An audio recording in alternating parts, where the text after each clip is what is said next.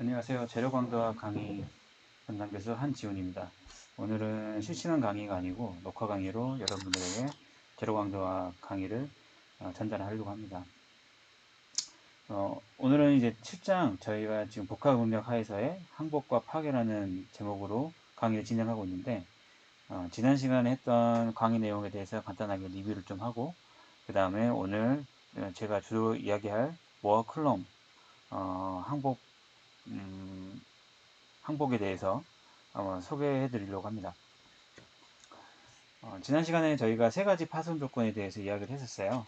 그래서 하나씩 한번 또 집어보도록 하죠. 첫 번째로 여러분들이 배웠던 거는 최대 수직 응력 기준. 수직 응력을 이제 기준으로 해서 파손 조건을 따져봤던 모델이게 되겠죠. 수직 응력 조건이라고 하겠습니다. 이 경우는 이제 치성 재료에 대해서 적용 가능하고요. 그리고 가장 단순한 모델이고 수지 응력을 기준으로 해서 최대값이 기존의 치성 재료에서의 파괴, 인장 강도나 압축 강도와 같은 경우 그때 이제 파손이 난다라고 평가하는 모델이 되겠습니다.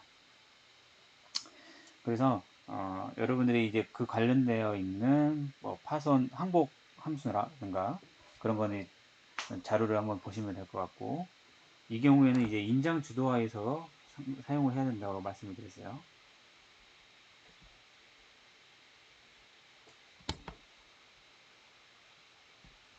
왜냐하면 압축 강도에 대해서는 인장 강도와 같지 않고 일반적으로 균열이 닫혀지는 상태에서의 강도 값을 측정하기 때문에 인장 강도보다는 압축 강도가 높은 경우가 많습니다.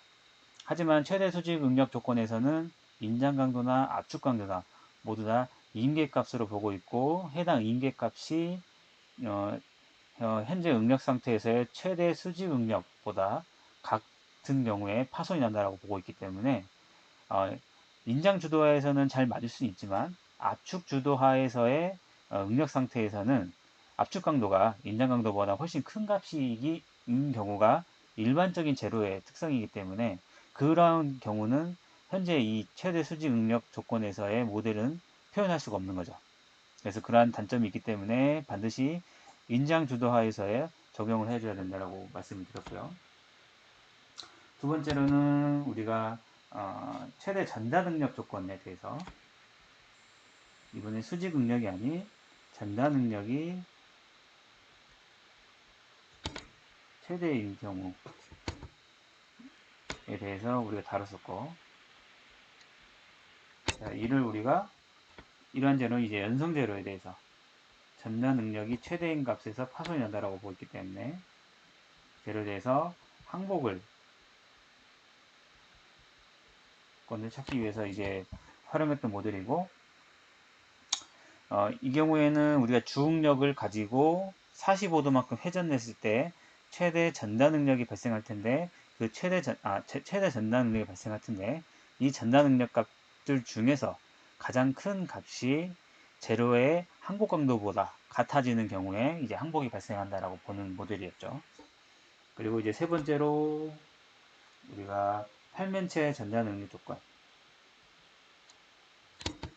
이걸 최대 전달 능력 조건은 다른 모델로 표현하면 트레스카 모델이라고도 합니다. 세 번째로는 우리가 최대 평면체 전달 능력 조건 되겠고요. 자, 이 경우도 역시나 연성재료에 대해서 항복을 여러분들이 따져볼 때 사용하면 되겠죠. 그 요소 이 모델에 대해서 여러분이 유도하는 과정은 앞에서 이제 설명을 했으니까 거기에 대해서는 설명드리진 않을 텐데, 결과적으로 여러분들이 이 항복 강도가 보미세스 응력과 같아지는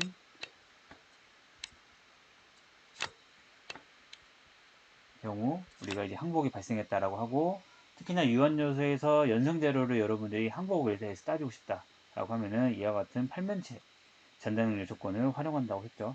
그래서 보미세스 능력을 여러분들이 계산했던 것이고, 보미세스 능력이 항복 강도보다 크냐 작나를 기준으로 해서 항복이 되었는지 안 되었는지를 판단했던 거죠. 그래서 이 정도로 하면은 지난 시간에 대한 내용은 간단하게 리뷰를 하는 것으로 생각이 들고요. 자, 오늘은 이제 이러한 세 가지 파손 조건에 대해서 먼저 비교를 하고, 그 다음에 모아 쿨롱에 대해서 말씀드리도록 하겠습니다. 자, 세 가지 파손 조건 한번 보도록 하죠. 첫 번째, 이제 연성 제로에 잘 맞는 최대 잔다 능력 조건하고 팔면체 잔다 능력 조건이 있습니다. 앞에서 리뷰를 했으니까 여러분들이 어느 정도 잘 이해했을 거라고 생각합니다. 그래서 연성 제로에서의 항복을 예측하는 모델이 이 두 가지이고, 특히나 이제 정수화 능력을 발생했다라고 하면은 잔다 능력 값이 존재하지 않기 때문에 항복이 일어날 수가 없는 그런 모델도 표현이 가능하고, 실제 실험에서도 이러한 정수화 능력 상태에서는 항복이 발생하지 않게 되죠. 그리고 이러한 트레스카 모델하고 보미세스 모델, 즉 최대 전달 능력 조건하고 팔면체 전달 능력 조건의 차이가 최대 15%를 초과하지 않습니다.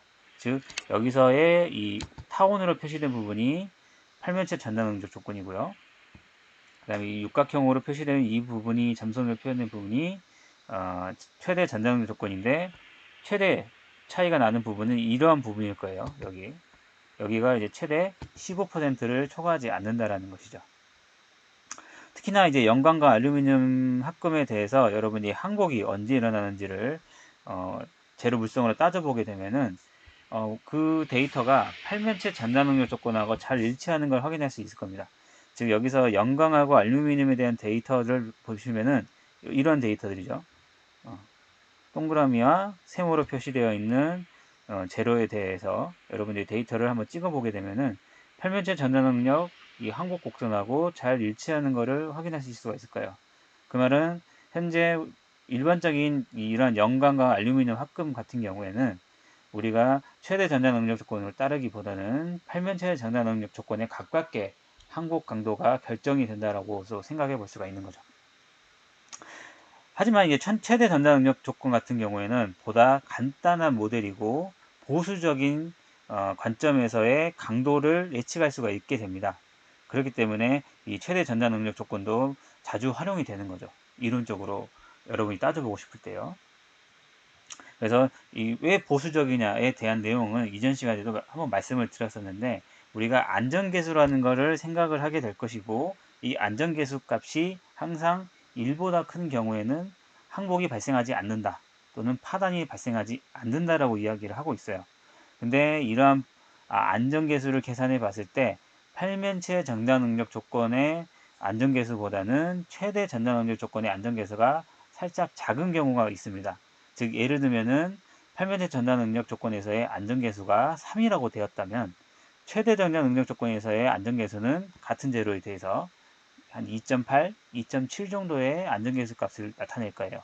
그러면 그 안전계수가 의미하는 바가 무엇이냐면 현재의 응력 상태에서 3배 또는 이제 최대 전달 능력 경우에는 2.7배만큼의 응력을 더 가하더라도 항복이 발생하지 않는다라고 생각해 주시면 되겠죠. 즉 본인이 제로가 더 견뎌낼 수 있는 응력이 3배냐 2.7배냐 이 정도의 차이로서 여러분이 볼 수 있기 때문에 팔면체 전달 능력 조건에서의 안전계수가 최대 전달 능력 조건에서의 안전계수보다 살짝 크다라는 얘기는 반대로 얘기하면은 최대 전달 능력 조건에서 항복을 견딜 수 있는 응력의 레벨이 더 낮다라고도 볼 수가 있는 거죠. 즉 더 적은 응력 상태에서 항복이 나는 걸로 모델이 이야기하고 있으니 좀 더 보수적으로 항복을 얘기할 수 있다라고 라고도 볼 수가 있는 것이겠죠. 자, 다음으로는 이제 우리가 최대 수직 응력 조건이라고 해서 맨 처음 다뤘던 모델이 되겠습니다. 이 경우에는 인장 강도와 압축 강도가 같은 제로라고 보는 것이고, 사실상 취성 제로는 그러한 제로는 없다라고 말씀드렸어요. 왜냐하면 균열에 대해서 생각해 보시면은 어느 정도 그 실마리를 아실 수가 있을 것 같고, 최대 수직 응력 조건을 이용하게 되면은 취성 제로에 대한 사실 항복이 아니고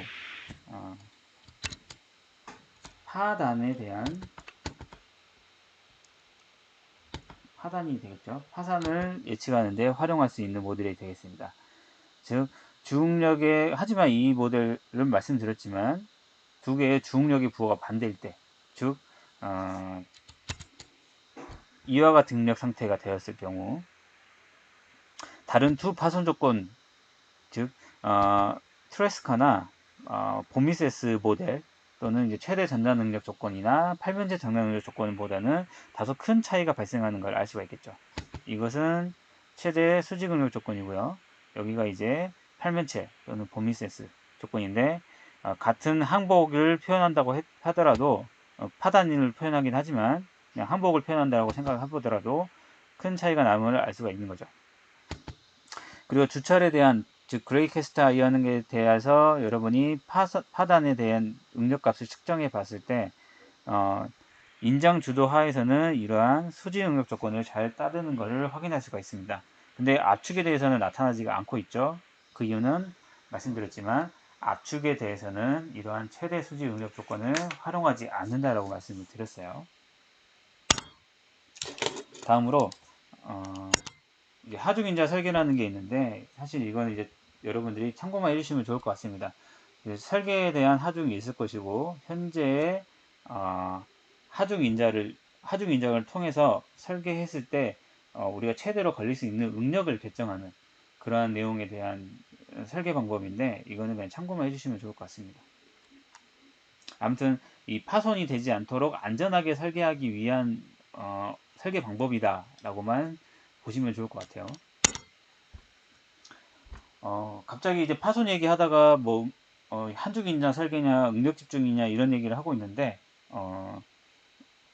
여러분들이 이 응력 집중 효과가 무엇인지 조금 알고 있으면은 이제 다음 시간 정도에 이야기할 산양탄성 파괴역학에 대해서도 여러분이 어느 정도 이해하는데 도움이 된다라고 생각을 합니다. 그래서 요거는 이제 간단하게만 좀 말씀을 드리고 넘어가도록 하겠습니다. 자, 우리가 응력 집중이라고 하는 거는 노치라는 이런 지오메트리를 생각해 주셔야 합니다. 노치라는 건 무엇이냐면 구멍이나 필렛 그리고 그루브 또 키움, 스플라인 등 같이 어떠한 곡률이 있는 또는 국부적으로 지오메트리 변화가 생기는 그러한 부분을 우리가 노치라고 일컬고 있고요. 이런 부분에 만약에 외부에서 하중이 가해지게 되면 이러한 노치 부분에 응력이 집중되게 됩니다. 그렇기 때문에 이러한 응력이 집중하는 곳을 우리가 총칭해서 노치라고 이야기하는 거죠. 즉 기하학적인 형상 때문에 응력이 집중될 수밖에 없는 형상을 가지고 있는 것을 우리가 전부 다 통틀어서 노치라고 이야기하는 거죠. 자, 만약에 연성재료에서 응력 집중 효과가 나타났다라고 한다고 하면은 이 연성재료라고 하는 것은 국부적인 항복을 잘 버틸 수가 있습니다. 왜냐하면 연성재료는 항복 이후에도 계속적으로 재료가 응력을 받을 수가 있고 응력이 받으면서 최종적으로 파단이 이르는 그런 여유가 있는 캐퍼를 가지고 있죠. 그렇기 때문에 이 연성제로에서는 응력 집중이 발생했다고 하더라도 항복 조건을 적용할 때에 이런 응력 집중 효과를 크게 고려하지는 않습니다. 하지만 이제 만약에 반복하중이나 이런 게 생겼다라고 하면은 이러한 응력 집중 효과를 좀 더 고려해서 이제 항복을 평가하게 되죠. 왜냐하면 연성제로라고 하는 것은 이제 국부적인 항복을 어느 정도 버텨낼 수가 있기 때문에 그렇게 이제 설계를 할 때 응력 집중에 대해서 크게 고려하지 않고 설계하는 경우가 종종 있긴 하지만 일반적으로는 이런 응력 집중 효과 때문에 항복이 발생을 하고 파단이 나는 경우가 대다수 재료에서 연성 또는 시성을 통틀어서 그러한 현상이 발생한다라고 이해하시면 좋을 것 같아요. 그래서 여기 나와 있는 대로 연성 재료니까 응력 집중 효과를 무시하고 나는 설계할 거야. 꼭 그런 식으로 받아들일 필요는 없으실 것 같아요. 필요는 없는 것 같아요. 근데 어느 정도 따져 보면은 이제 그러한 부분에서도 여러분이 설계할 때 생각해 볼 수 있다는 거죠.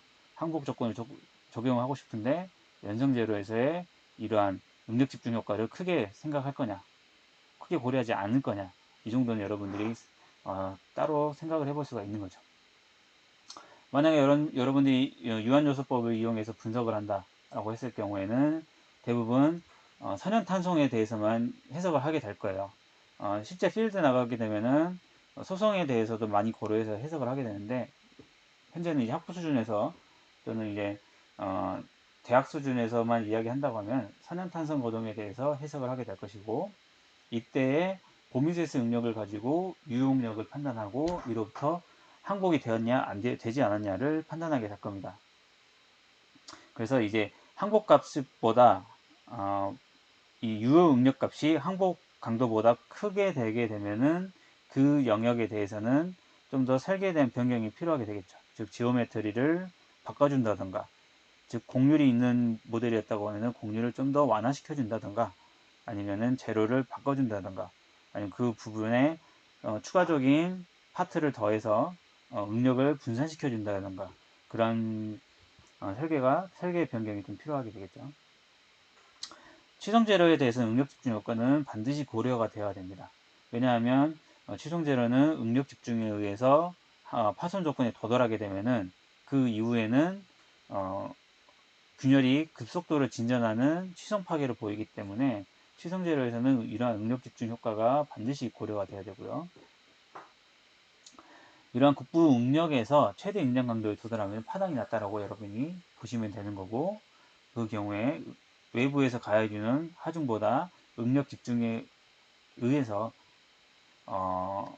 최대 인장 강도에 더 빨리 도달할 수 있기 때문에 그러한 그루브나 이런 노치가 있는 부분에 대해서는 반드시 취성제로라고 하면 이러한 응력 집중 효과를 반드시 고려를 해 주셔야 되는 거죠.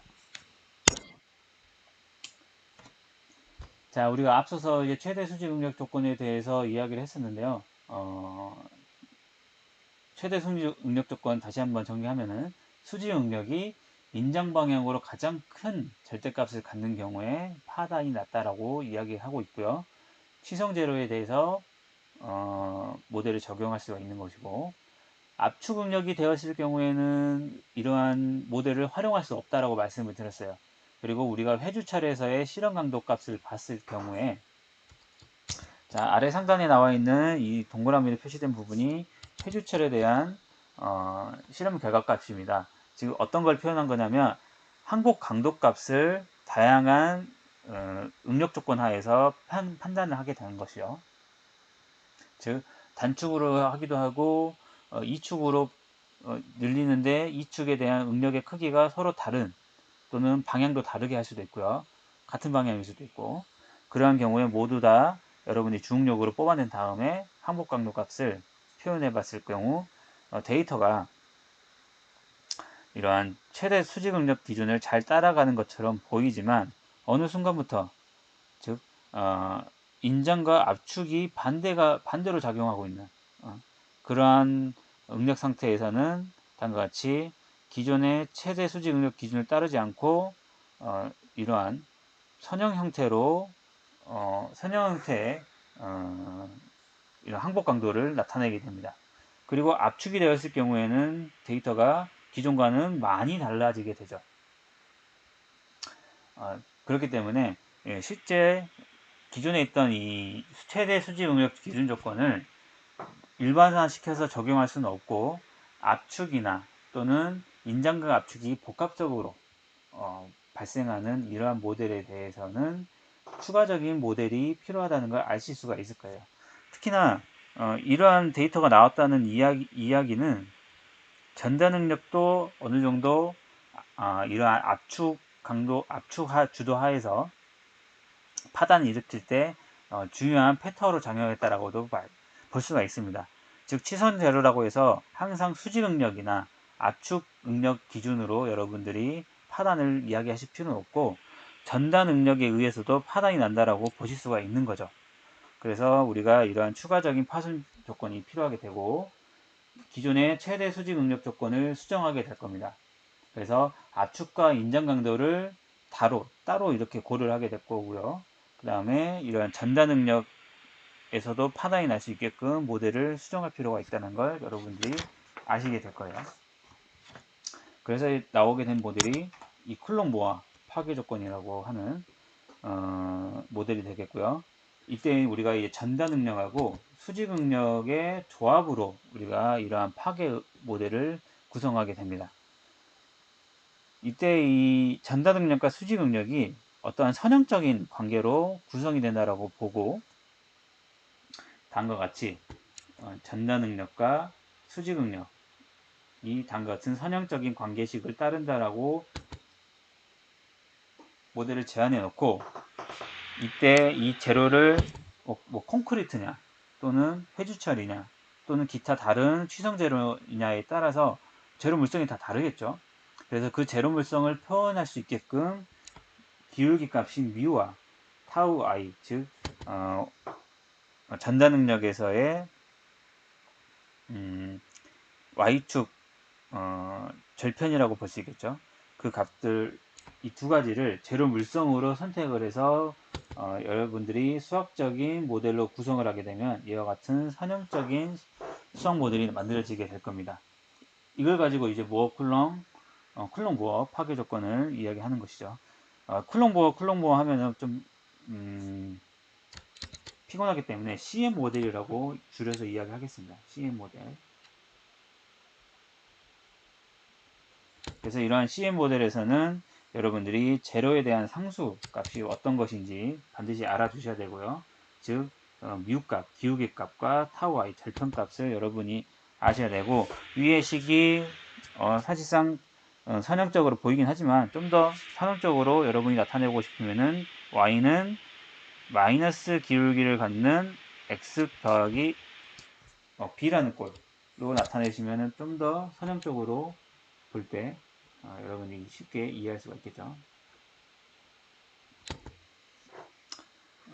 그냥 ax 더하기 b라고 이야기하겠습니다. 그래서 여기서 y가 전달 능력이고 x가 수직 능력이라고 이야기하시면 되겠죠.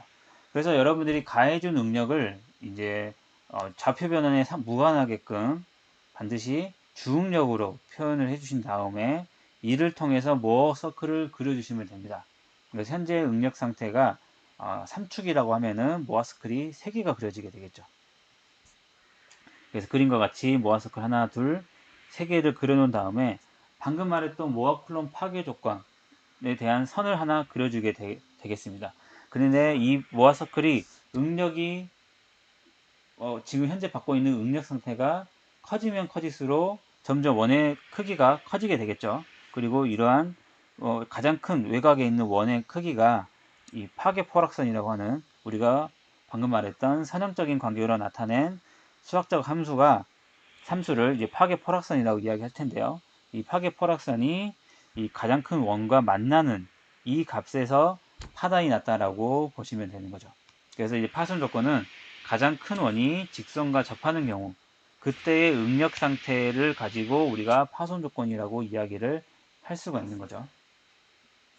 그래서 이 CM 모델을 여러분이 아실 때에는 반드시 기울기 값은 재료마다 다르다, 그리고 이 절편 값도 재료마다 다르다라는 거 반드시 염두에 두시고요. 그 다음에 이러한 파괴 포락선이 현재의 응력 상태, 3축으로 작용하고 있는 응력 상태를 주응력으로 바꾸고, 그거에 대해서 모아 서클을 그렸을 때 응력이 점점 증가함에 따라서 원의 크기가 바뀌게 될 텐데, 그 원의 크기가 가장 큰 원이 이러한 직선과 만나게 되는 이 응력 상태에서 파단이 난다라고 보시면 되겠습니다. 그래서 이제 CM 파괴 조건하고 모어 서클을 비교해서 한번 이야기를 해보면요. 다음과 같이 모어 서클을 그렸는데 현재 응력 상태에서 응력이 어떻게 주어지고 있고 이를 주응력을 변환한 다음에 여러분들이 모어 서클을 그렸어요. 그리고 이 파괴 포락선을 같이 표시했는데 두 선이 만나지 않았다 라고 하면은 이 경우에는 안전계수가 1보다 큰 경우가 되는 것이고요. 파괴가 발생하지 않는다라고 생각하시면 됩니다. 근데 이제 응력이 증가함에 따라서 원의 크기가 커졌을 것이고요. 커지게끔 또 그려놨죠, 제가. 그리고 이 커진 원에서 이 파괴 포락선과 만나게 되면은 이 경우에는 안전계수가 1이 되었고 파괴가 발생했다라고 여러분이 생각하시면 돼요. 그리고 나서 응력이 더 많이 받게 되면은 원의 크기가 더 커질 수도 있죠. 하지만 실제로 파단이 났기 때문에 더 이상 응력은 받을 수가 없고 더 큰 원으로 나타나지는 않습니다. 하지만 이론적으로는 생각해 볼 수는 있죠. 재료가 파괴가 됐다라는 상태만 존재할 뿐 재료 상태가 그대로 유지되어 되어 있다고 하면은 외부에 더 큰 힘을 가했을 때 주응력도 값이 커질 수는 있겠죠. 이론적으로는. 하지만 실제로는 그러한 현상은 발생하지 않아요. 왜냐하면 부서져 버리기 때문에 응력을 견뎌낼 수는 없겠죠. 이 경우에 이제 안전계수가 1보다 커지게 되는 것이고 실제로는 이러한 재료는 존재하지 않는다라고 보시면 돼요. 그래서 안전계수가 1보다 작은 경우에는 이미 파괴가 일어났다라고 여러분이 생각하시면 좀 더 편할 것 같습니다. 그래서 여러분이 이제 파괴면이라는 거 앞에서도 우리가 주응력 최대 주응력면은 주응력을 최대 전자능력 모델 같은 경우에도 조건에서도 주응력을 기준으로 45도만큼 회전된 면에서 파단이 난다 라는 식으로 얼마 정도 회전했을 때 파단이 났다 라는 파괴면이라는 게 존재하고 그리고 현재 기준으로부터 몇 도 회전했다라는 파괴면의 방위가 존재하게 되죠. 그래서 이 파괴면이라고 하는 거는 가장 큰 원과 직선이 만났을 때 그때의 응력 상태를 이야기해 줄 수 있고요. 그러한 파괴면의 방위를 여러분이 즉 파괴면이라고 하는 거는 아래 그림에서 예를 들어 보면은 1축과 3축을 회전했을 때 그죠? 2세타 C만큼 회전했을 때 이 면에서 즉 2축으로 회전된 그 면에서 파괴면이 결정된다라고 볼 수 있고 그때 파괴면의 방위는 어떻게 되느냐 여기서도 얘기하고 있지만 현재 기준면으로부터 즉 주응력 상태로부터 세타 C만큼 회전된 면에서 파괴가 발생한다 라고 보시면 되겠어요. 그래서 현재 이러한 주응력을 받고 있는데 여러분들이 세타 C만큼 회전된 이 면에서 응력이 시그마 프라임과 타우 프라임으로 전단과 수직 응력이 작용을 하게 되고요. 이 값이 되겠죠. 그리고 현재 이 기준면으로 봤을 때 세타 C만큼 회전된 면에서 파괴면이 형성된다 라고 볼 수가 있는 거죠. 그리고 이 회전은 사실 이 반대에서도 생각해 보게 되면은 여기서도 세타 C만큼 회전된 그런 면으로도 생각해 볼 수가 있겠죠. 즉 시계 방향이냐 반시계 방향이냐 두 개 다 존재하게 되겠죠. 그래서 두 가지의 파괴면이 발생한다라고 생각하시면 되겠고 자 기울기와 상수를 봤을 때는 역시나 여러분이 뮤 값이라고 하는 것은 기울기였고 이 기울기는 현재 곡선에서의 여러분이 이 각도를 알고 있다 파이로 알고 있다라고 하면은 탄젠트 파이 값으로 뮤를 결정하셔도 좋고 실제 이 뮤라고 하는 것은 제로 상수기 때문에 뮤가 주어진다라고 하면은 역으로 인버스 탄젠트를 하게 되면은 여러분이 파이 값을 역시나 계산할 수가 있게 되겠죠. 또한 이 파이를 여러분이 기하학적으로 잘 따져보게 되면 여기가 90도가 되고요. 사실상 이제 이 큰 원과 직선이 만나기 때문에 이 점에서 수직으로 만나게 되겠죠. 이 부분이 수직으로 만나게 되기 때문에 전체 삼각형 각도를 여러분이 따져 주시게 되면은 파이라고 하는 거는 90도 마이너스 수 세타 C로 여러분들이 생각해 볼 수도 있겠습니다. 그래서 우리가 CM 모델은 이제 가장 큰 원을 기준으로 했을 때 여러분이 수직 이것도 말씀을 하나 드리는 게 좋겠네요. 자, 이 식을 여러분이 다시 한번 이렇게 써보면 2 세타 C 즉 파괴면의 방위라고 하는 거는 90도 마이너스 뮤가 돼요. 즉 제로 상수인 뮤가 결정되면은 세타 C가 결정이 된다는 거죠. 자, 여러분들이 이 모래를 한번 쌓아 보시는 경험이 있을 거예요. 여러분이 이제 모래를 쌓다 보면은 이런 식으로 모래가 쌓이게 되죠. 점점 알갱이가 이렇게 해서 쭉 쌓아서 여러분이 이런 모래를 쌓게 되는데 한 번 정도는 왜 이 각도가 어느 정도 이상 증가하지 못하지? 라는 생각이 들 때가 있을 거예요. 즉 모래를 쌓아도 이런 식으로까지 쌓을 수가 없고, 물이 없는 경우입니다. 물이 없는 경우. 건조한 모래. 어느 정도 각도를 이루면서 쌓이게 되는 것을 확인할 수가 있을 거예요. 이 각도를 여러분들이 이 투세타시라고 보시면 될 것 같습니다. 건조한 모래에 대해서. 즉, 제로가 견뎌낼 수 있는 이 임계 각도라는 게 존재하게 되는 거죠. 즉, 모래를 기준으로 봤을 때 모래를 쌓을 수 있는 최대 각도가 존재하게 되고, 이 각도가 사실상 파괴면과 파괴면의 방위를 할 수 있는 그 각도가 된다라고도 보시면 되겠습니다. 자, 우리가 이제 가장 큰 모어 서클로부터 여러분들이 주응력을 계산하는 식을 도입을 할 수가 있겠고요. 그 주응력에 대한 식은 사실상 이제 여기에 나와 있는 이 식이 되겠죠. 이 식이 되고 또 이제 전자능력 역시도 여러분들이 앞에서 배웠던 우리 주응력을 변환하는 식들이 있죠. 그걸 이용해서 표현하게 되면은 주응력과 정자능력은 다음과 같이 표현이 가능할 겁니다. 즉 현재 주응력 시그마 1과 시그마 3를 기준으로 내가 2세타 C만큼 회전된 이 점에서의 값을 여러분들이 기하학적으로 뽑아낼 수가 있게 되는 거죠. 즉 이 원점을 중심으로 코사인 세타 C 이만큼 더해주게 되면은 시그마 프라임이 될 것이고요.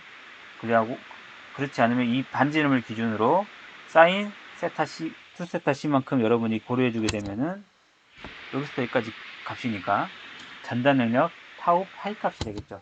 그렇게 해서 여러분들이 요거를 고려해 주시면 되고, 이로부터 이제 여러분들이 삼각함수를 활용을 해서 간단한 삼각함수가 되겠습니다. 코사인 2 세타 C 대신에 앞에 있던 이 값을 기준으로 넣어주게 되면은 사인 파이로 바뀌게 되고요. 사인 2 세타 C는 동일하게 코사인 파이로 바뀌는 거를 여러분들이 확인할 수가 있을 거예요. 그리고 뮤라고 하는 거는 탄젠트 파이라고 말씀을 드렸었고, 탄젠트 파이는 역시나 코사인 파이분의 사인 파이가 되겠죠. 그리고 이거는 이제 삼각함수 공식이니까 여러분이 잘 아실 거라고 봅니다. 그렇게 해놓고 앞에서의 파괴 조건식을 여러분들이 이제 변환을 해볼 거예요. 즉 파괴 조건식이라고 하는 거는 이 선에 대해서 이 선에서 이 한 포인트에서 응력 성분을 넣어서 이 식을 다시 한번 정리해 보는 거죠. 거기에 대해서 한번 실제로 해서 다음과 같은 이와 같은 식이 나오는지 한번 확인을 해 보도록 하겠습니다.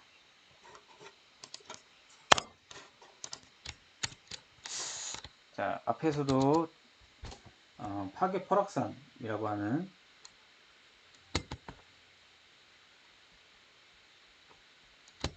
이 선형식에 대해서 여러분들이 앞에서 우리가 정의했던 시그마 프라임은 2분의 시그마 1 더하기 시그마 3 1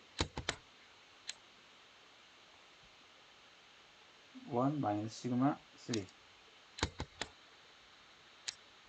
세타 C와 그다음에 타우 프라임 절대값은 2분의 시그마 1 마이너스 시그마 3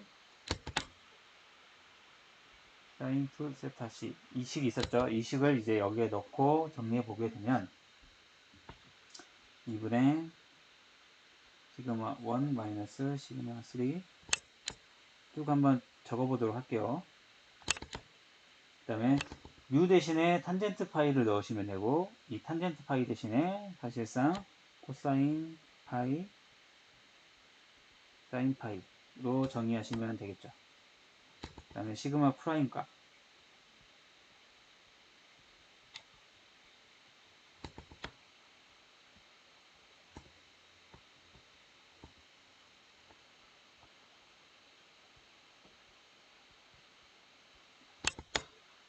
그리고 사인 파이 타우 I 즉 요것은 뮤 값이었고요. 이거는 이제 뮤 값이었고 여기는 타우 i니까 두 개가 제로 상수라고 말씀을 드렸습니다. 자, 양변에 우리가 양변에 수 코사인 파이를 한번 곱해보죠. 그러면은 시그마 다음과 같이 식이 정리되는 것을 여러분들이 확인하실 수가 있을 거예요.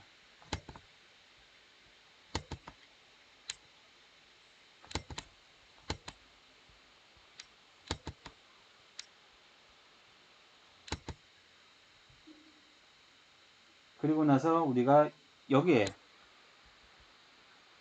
사인 파이 대신에 m이라고 대체를 한번 해보도록 하죠. 좀 수식을 좀 더 단순하 심플하게 만들기 위해서 이러한 새로운 조건 하나 더 넣는 거죠. 즉 사인 파이 값은 여러분이 결정할 수 있는데 이게 어떤 상수 m이라고 표현을 한다는 거죠. 그렇다면 이제 코사인 파이라고 하는 거는 1-m의 제곱로 여러분이 생각해 볼 수가 있겠죠. 그래서 이 식은 위에 있는 식은 다음과 같이 정리가 되게 되고요. 이제 사인 파이 대신에 m으로 대체를 하고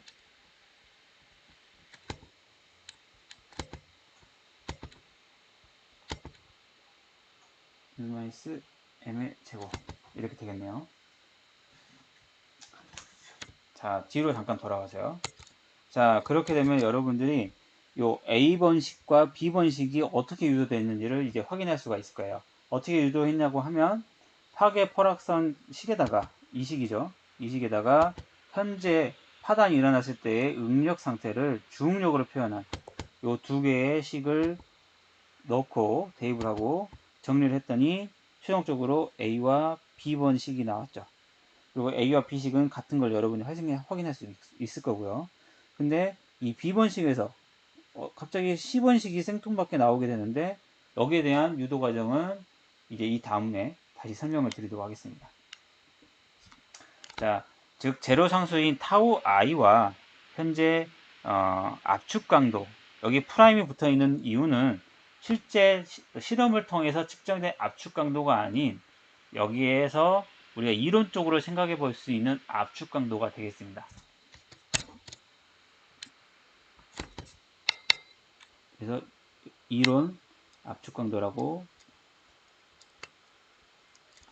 보시면 되고 실험값이 아니다라는 거.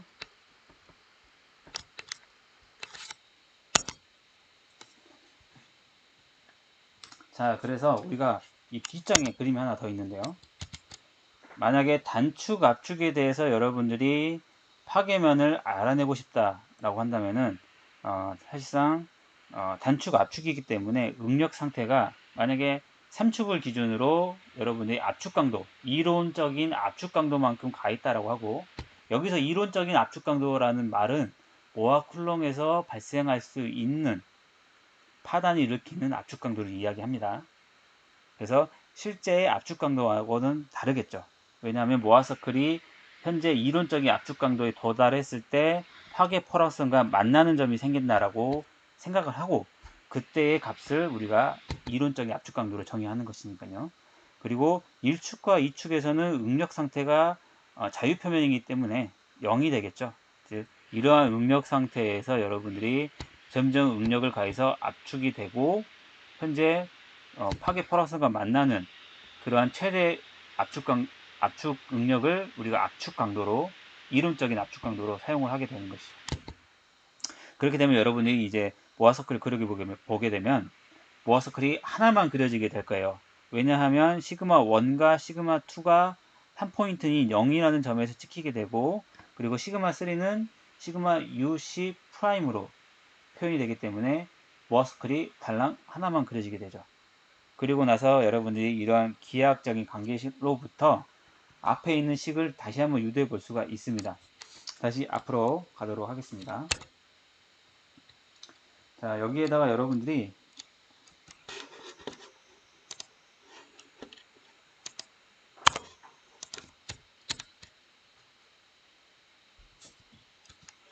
편의상 요거를 활용해서 그려서 제가 설명을 드리도록 할게요. 자, 이 경우에 여러분들이 이제 기하학적인 관계를 한번 따져보게 될 텐데 자, 여기에서부터 여기까지의 크기는 2분의 시그마 UC 프라임이 되겠죠. 자, 제가 절대값을 씌운 이유는 압축 강도가 마이너스 값이기 때문에 일 거기 때문에 우리가 크기만 따지고 보고 싶어서 이제 절대값을 씌우게 된 거고요. 그다음에 여기서부터 여기까지의 값은 mu tau i입니다. 왜 이렇게 나왔냐? 우리가 절대값 타우 플러스 mu 시그마는 타우 i라는 곡선으로 이게 표현이 된다고 알고 있죠. 근데 여기 값을 우리가 알고 싶다고 하면 mu 타우가 0인 상태이기 때문에, 그죠? 이걸로부터 여러분들이 시그마 값은 u 타우 i라는 걸 알 수가 있을 거예요. 즉 여기 이 지점에서의 시그마 값은 u분의 타우 i가 되는 것이죠. 그래서 여러분들이 여기서 여기까지 길이가 u분의 타우 i라는 거 확인할 수가 있을 거고요. 자, 역시나 이 길이도 이 값과 같겠죠. 반지름이니까. 그렇게 해서 여러분들이 사인 파이 값을 계산해 볼 수가 있습니다. 자, 사인 파이 값이라고 하는 것은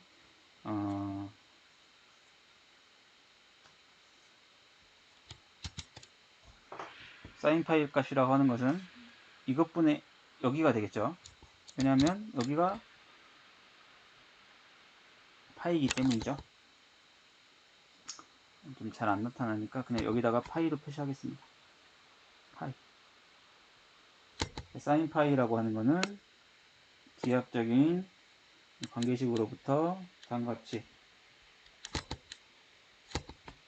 1분의 타우 i, 지금 이것분의 이게 되니까 되게 되고, 이거를 다시 한번 여러분들이 정리해 보게 되면요,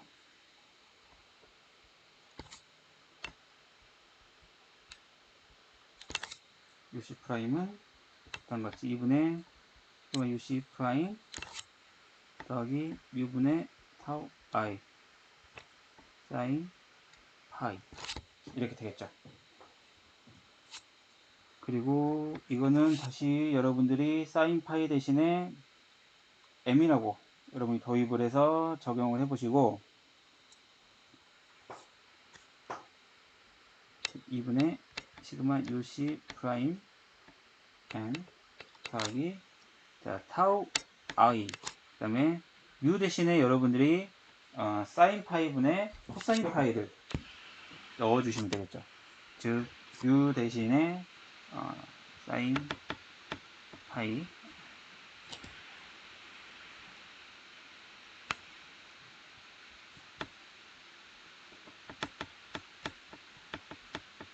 이게 뮤 값이죠. 그 다음에 거기다 사인 파이로 곱해지게 되니까 최종적으로 2분의 시그마 UC 프라임 M 더하기 타우 I 코사인 파이. 그래서 결과적으로 프라임 1-M은 타우 I 루트 1-M의 제곱 이렇게 되겠죠. 즉 우리가 사인 파이라고 하는 것을 m이라는 상수로 대체를 한다고 했었고, 코사인 파이 같은 경우도 루트 1 사인 제곱 파이가 되기 때문에 그 관계식으로부터 여러분들이 1-m의 제곱이라는 값이 나온다는 거 확인할 수가 있을 겁니다. 즉 우리가 이 이론적인 압축 강도를 가지고 기존에 있던 제로 상수와 매칭을 해보게 되면 이와 같은 관계식으로 나온다는 걸 확인할 수가 있을 거예요. 그럴 때 이 관계식을 기준으로 봤을 때 여러분들이 이제 이 식에서 이렇게 바꾸는 거가 이제 이상하지는 않을 겁니다. 그래서 이러한 관계식으로부터 여러분들이 C라는 관계식까지 얻을 수 있다는 거. 그래서 우리가 이 파괴 조건식을 다음과 같은 식으로 변환을 해서 사용할 수가 있게 됩니다. 다시 한번 정리하자면 우리가 현재 응력 상태에서 모아 서클 3개를 그리게 되고요. 그 3개 중에 가장 큰 원과 그 다음에 파괴 포락선이 만나는 이 지점에서의 응력 성분 값을 기존의 파괴 포락선 식에다가 넣고 정리하게 되면은 B번이라는 식에 이르게 되었죠. 이제 여기서 하나 더 우리가 현재 단축 압축 상태에 대해서 제로 상수와 압축 강도, 이론적인 압축 강도의 관계식을 뽑아보려고 보니까 기하학적인 구조에 의해서 최종적으로 이와 같은 관계식이 나온다는 거 확인했었고, 결과적으로 기존의 제로 상수값들이로 표현된 식이 압축 강도에 대한 식으로 바뀔 수 있다는 것까지 해서 최종적으로 10번이라는 파괴조건식까지 도달하게 되었습니다.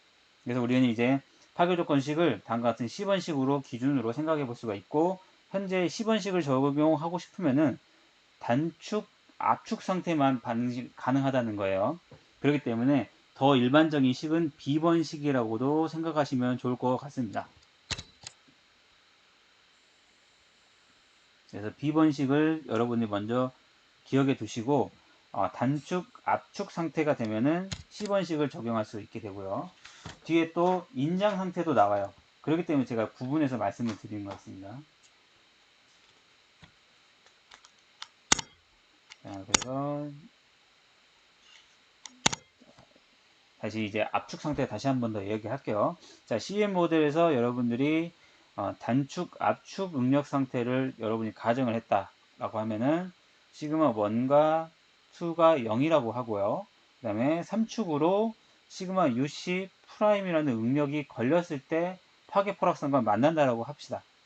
그래서 여러분이 먼저 이 식을 적용하기 위해서는 파괴 포락선에 대해서 확실하게 알고 있어야겠죠. 즉 제로 상수값이 뮤와 타우 i 값을 여러분들이 먼저 알고 있어서 선이 결정되어 있고, 거기에서 다음과 같은 응력을 가했을 때 원이 점점 커지면서 이 파괴 포락선 식을 만나게 되는 그때의 응력값, 압축 응력값을 우리가 압축 이론적인 압축 응력 강도, 압축 강도로, 이론적인 압축 강도로 이야기할 수가 있게 되는 거죠.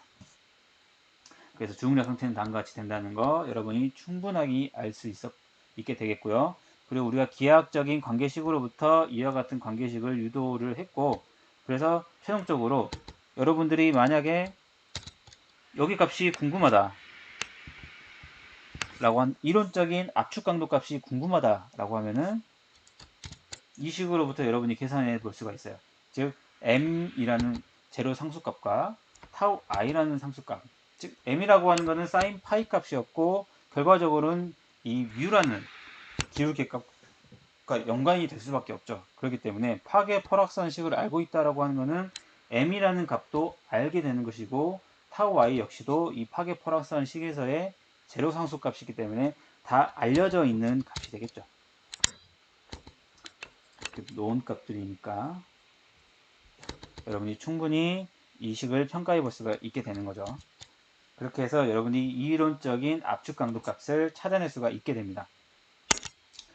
다음으로 우리가 단축 인장, 여기서 한 가지 제가 또 하나 말씀드리고 싶은 거는, 이야기하고 싶은 거는, 여러분들이 이렇게 압축 강도를 가했을 때 제로가 어떻게 파단이 날까라는 거예요. 앞에서도 우리가 실험 데이터를 우리가 6장에서 이러한 압축 시의 실험 데이터를 이야기해 본 적이 있었는데, 5장에서 압축을 했을 때에도 45도, 45도는 아니지만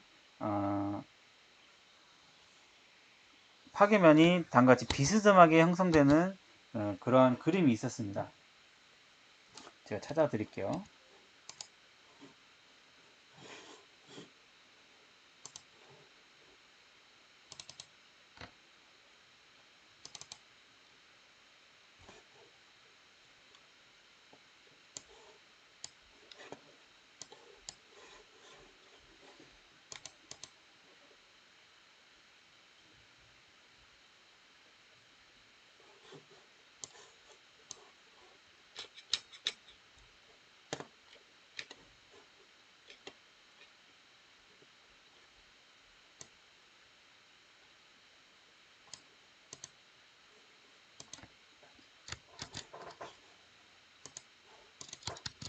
이 그림을 여러분이 확인하시면 좋을 것 같은데요.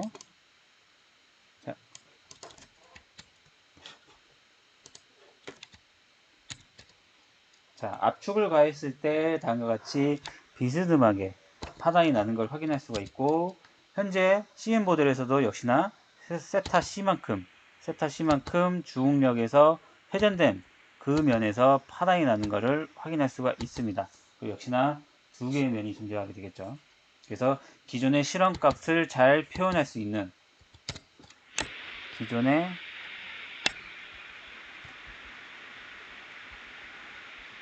하단면을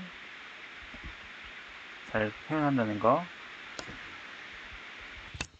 여러분이 확인할 수가 있게 되겠고요. 자, 인장에 대해서 한번 이야기를 해보도록 하죠. 자, 인장에 대해서는 여러분들이 동일하게 이번에 1축으로 해봅시다. 1축에 대해서 응력을 증가시키고 있고 2축과 3축에 대해서는 응력 상태가 없다라고 보시면 되겠어요. 그래서 이 응력을 인장으로 계속 증가시킴에 따라서 모아서클이 다음같이 점점 커지게 될 텐데요. 그래서 최대로 응력을 가했을 때, 즉 이 모아서클이 선과 만나는 그 지점까지 원을 키울 수 있는 이 최대 응력값이 존재하게 될 텐데, 이 최대 응력값을 우리가 이론적인 인장 강도 값이라고 볼 수가 있겠죠.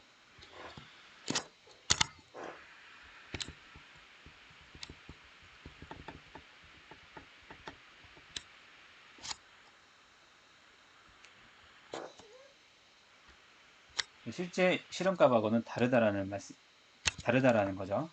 그래서 우리 여기서도 다시 한번 기하학적인 관계를 따지게 되면 다음과 같이 여기 삼각형을 가지고 여러분이 따져주시면 되겠죠. 자, 요 삼각형을 가지고 여러분들이 따져주시면은 유도해낼 수 있을 겁니다. 그래서 이와 같은 관계식을 여러분들이 유도해낼 수 있고, 역시나 압축 상태와 동일하게 제로 상수값만 여러분들이 알려져 있으면은 이걸로부터 이론적인 인장 강도 값을 예측해낼 수가 있겠죠. 자, 여기서 하나 주목해야 될 점은 여러분이 1축으로 이렇게 당겼을 경우 실제로 제로는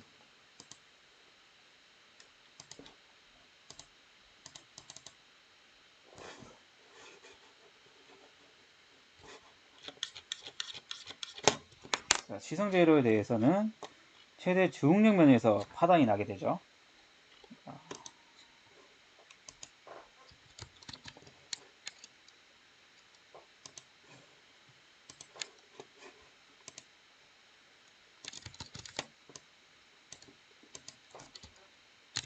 자, 여기 보겠습니다.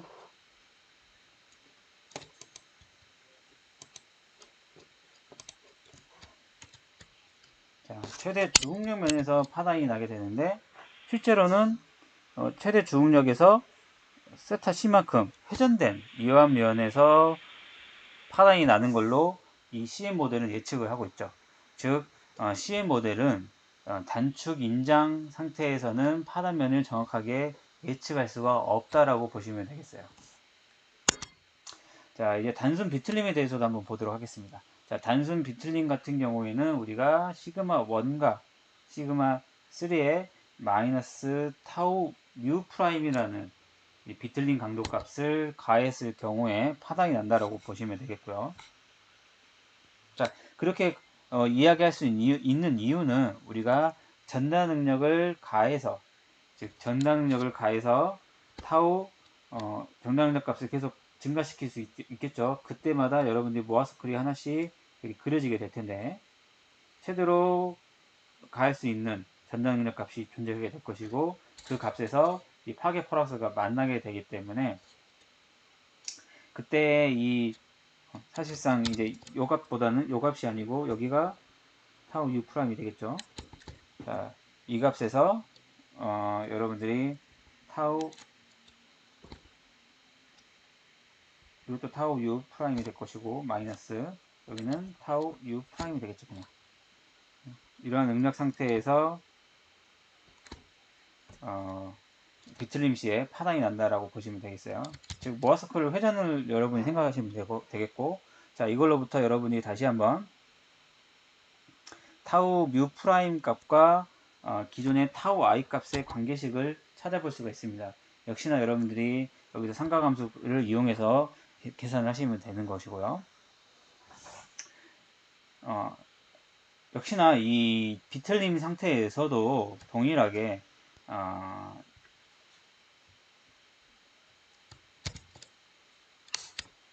사실상 이제 비틀림에서도 취성재료 같은 경우에는 최대 인장응력면에서 파단이 발생하게 되죠. 하지만 최대 인장응력면인 여기 이 지점에서 파단이 발생하는 게 아니고 역시나 또 세타 C만큼 회전된 면에서 파단이 발생하는 걸로 예측을 하고 있기 때문에 이 경우도 잘 맞지 않는다라고 여러분이 생각할 수가 있겠습니다. 즉 실제로 파단이 난다고 하면 이와 같은 면에서 파단이 나야 되는 게 정상인데 실험에서 동일하게 예측을 하려면 정상인데 역시나 세타 C만큼 회전된 면에서 파단이 나는 걸로 봐서는 이 경우도 실험과 파단면이 불일치하는 거 한다는 걸 아실 수가 있겠고요. 왜냐하면 최대 인장응력면에서 파단이 발생해야 되기 때문이요.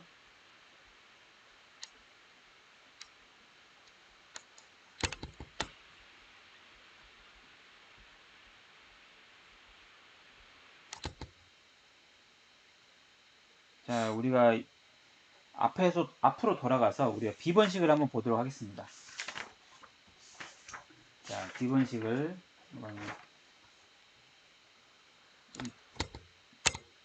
파괴식이 다음과 같이 시그마 1 마이너스 시그마 3 더하기 m 시그마 1 더하기 시그마 3 equal to 파이 루트 1 마이너스 m의 제곱인데 여기다가 시그마 1하고 시그마 3 대신에 타우 u 프라임을 여러분이 직접 넣게 되면은 식이 다음과 같이 변하게 되겠죠. 타우 u 프라임 더하기 타우 u 프라임 플러스 m 프라임 마이너스 타우 u 프라임 이렇게 되겠죠.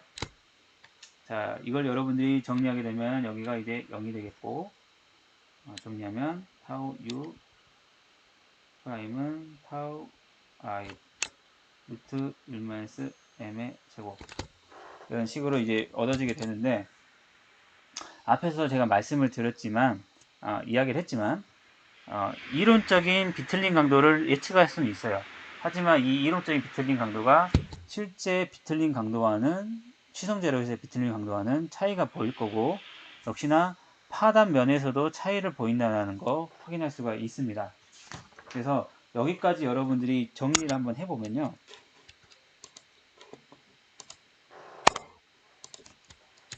자, 지금 현재 CM 모델에 대해서 우리가 이야기를 하고 있고 첫 번째 압축 강도 압축 상태라고 얘기를 하죠. 그러면 이론적 압축 강도를 여러분들이 계산할 수가 있고요. 그 다음에 파단면을 예측할 수가 있는데 실험과 잘 일치하게 됩니다.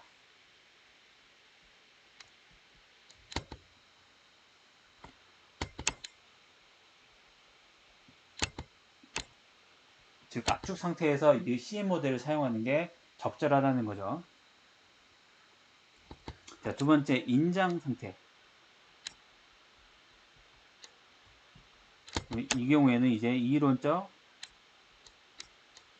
인장 강도를 여러분들이 예측할 수 있고 제가 앞에서는 정확하게 말씀을 안 드렸지만 이 이론적 인장 강도가 실제 실험값과는 차이를 보여요.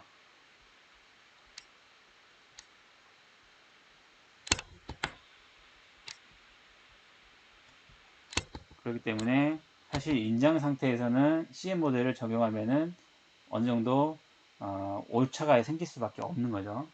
그 다음에 파단면은 실험과 불일치하게 됩니다.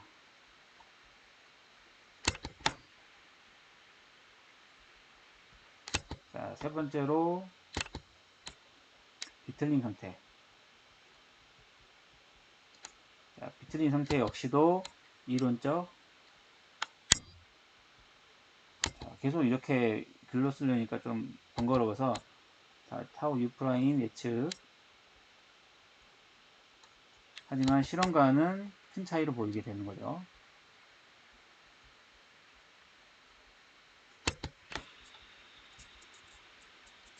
자, 파단면 역시 실험과 불일치하게 됩니다.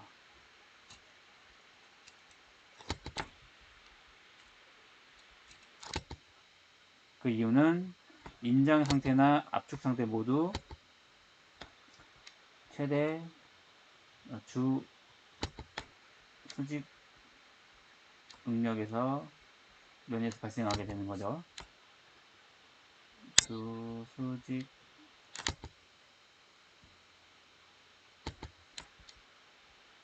최대 주 수직 응력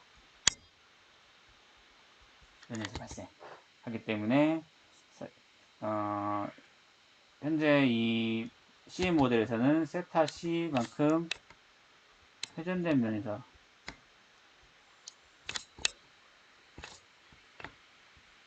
하단이 발생하게 되는 건데 차이가 생길 수밖에 없겠죠.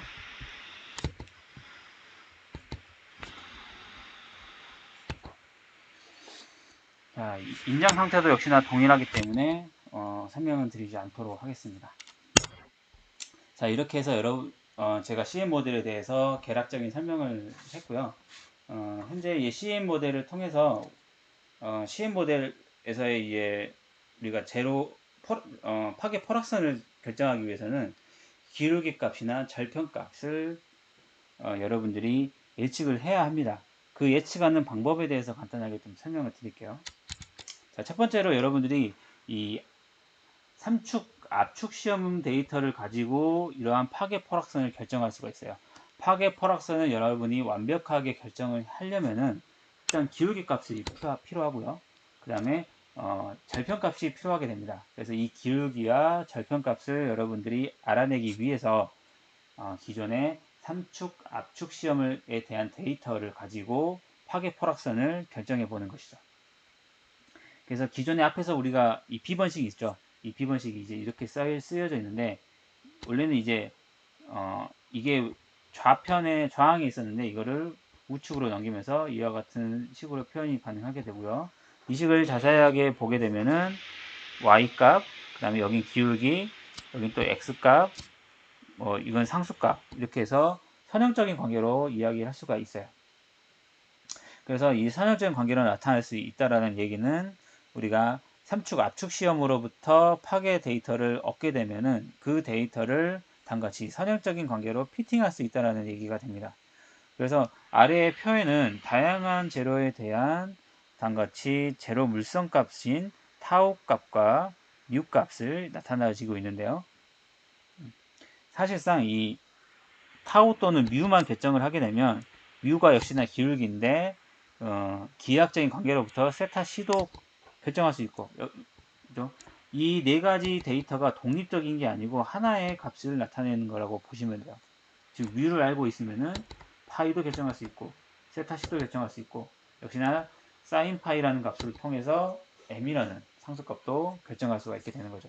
그래서 여기에 보면은 혹시나 이 다섯 가지 값들 따로따로 측정해야 되나라고 생각할 수가 있는데, 사실상 타우 i만 독립적인 거고 나머지 이 네 개 중에 어느 하나의 값만 결정을 하게 되면은 자동적으로 만족을 하게 자동적으로 다른 값들도 연관성 있게 결정이 된다라는 거죠. 그래서 주로 이 두 가지 데이터를 피팅해서 얻어내면 나머지가 자동으로 결정이 되겠죠. 그래서 우리가 삼축 압축 시험을 할 텐데 인장으로도 할 수도 있겠죠.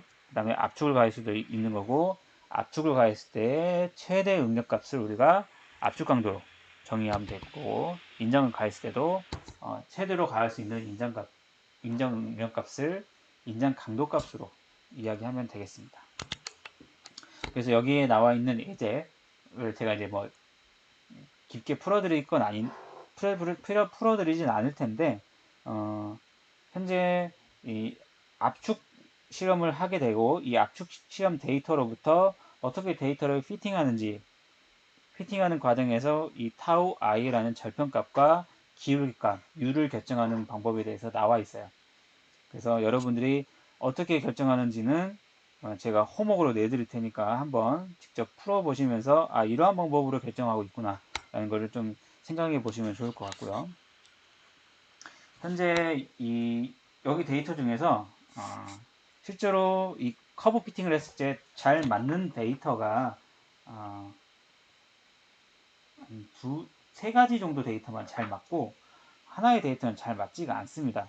그래서 요 데이터는 커브 피팅 했을 때 좋아요. 이건 잘 써먹을 수 있는 데이터고, 이 데이터는 그닥 커브 피팅 했을 때 유효한 데이터는 아니게 됩니다.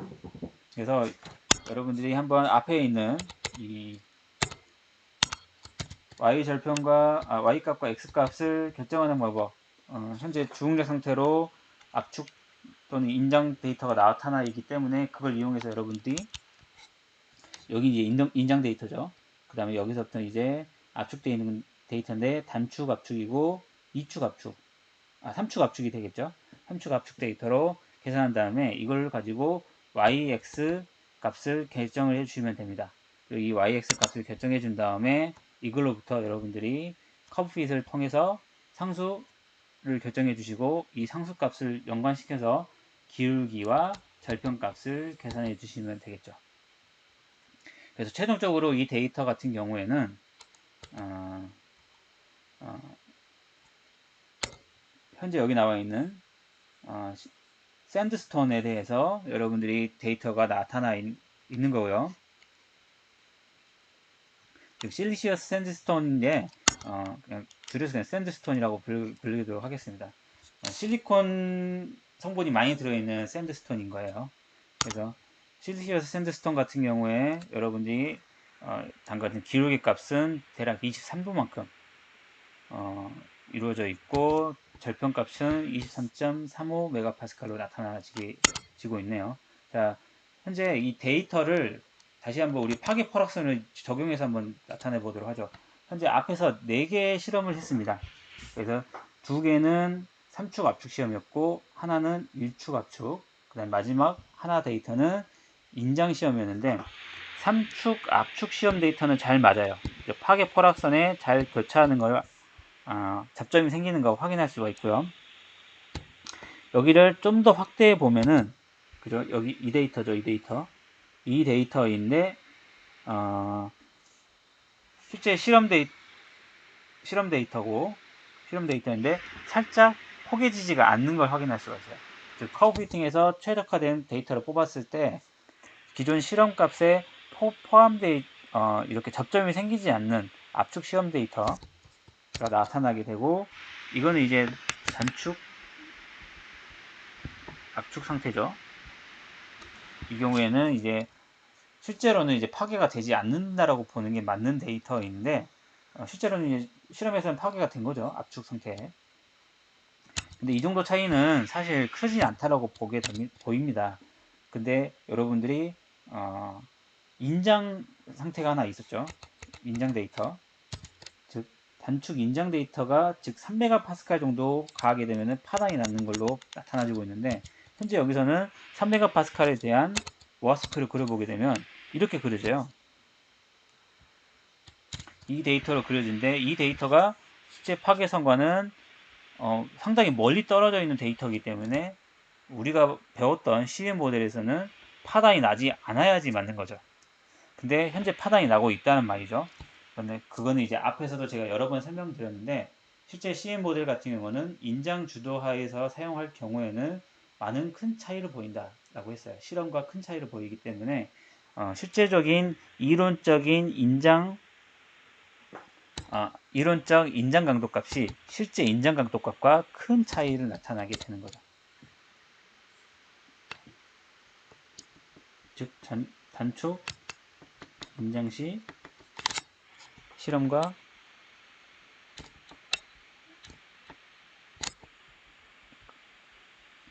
이론이 이제 큰 차이를 보인다는 거 알 수가 있고, 단축 압축 상태 같은 경우에는 큰 차이를 보이진 않죠.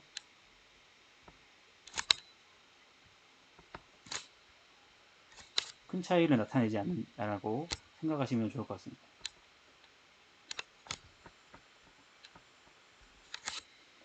그래서 앞에서 저희가 이 CM 모델 같은 경우에는 압축에서 잘 맞는다 라고 했던 거, 실제 데이터라고 비교해 봤을 때도 그러한 결과를 나타내고 있고요. 그 다음에 인장에 대해서도 말씀을 드렸지만, 인장 같은 경우에는 실험과 CM 모델이 큰 차이를 보인다 라고 했었고, 실제 이 데이터에서도 그와 같은 경향을 나타내고 있다는 거 확인할 수가 있습니다. 그래서 오늘은 이 CM 모델에 대해서 간단하게 여러분들에게 전달을 했고요. 다음 시간에 이어서 이 CM 모델에 대해서 우리가 파괴 조건을 우리가 이제 2차원적으로 그래프를 나타내기도 했고, 3차원에 대한 이 파괴 표면을 나타내는 거를 앞에서도 여러 가지 모델을 통해서 해봤었죠. 그거에 대해서 동일하게 CM 모델에서도 이와 같은 파괴 표면에 대해서 한번 그려보도록 하고요.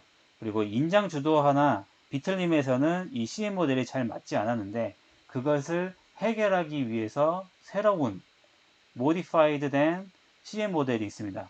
줄여서 이제 modified clone Moore yield condition이라고 부르지 않고 그냥 줄여서 MM이라고 부르겠습니다. MM 모델에 대해서도 다음 시간에 설명을 드리도록 하겠습니다.